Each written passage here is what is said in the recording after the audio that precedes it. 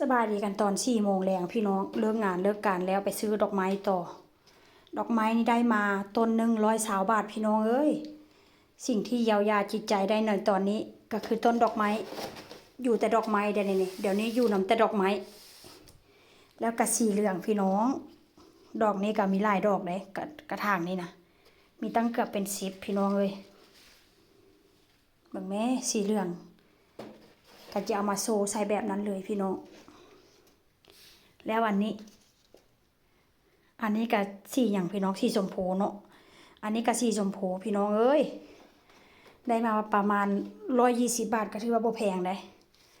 จะมาโชว์เหือนสิ่งที่เยียวยาได้ในตอนนี้ก็คือต้นดอกไม้นี่แหละงามบ่พี่น้องเอ้ยเฮ็ดงานมาไม่เมื่อยมาเฮ็ดเหือนแบบจัดเหือนงามๆก็ถือว่ามีความสุขพี่น้องมาอยู่นี่7 ปีแล้วก็บ่ได้จัดดอกไม้จักเทื่อเนาะ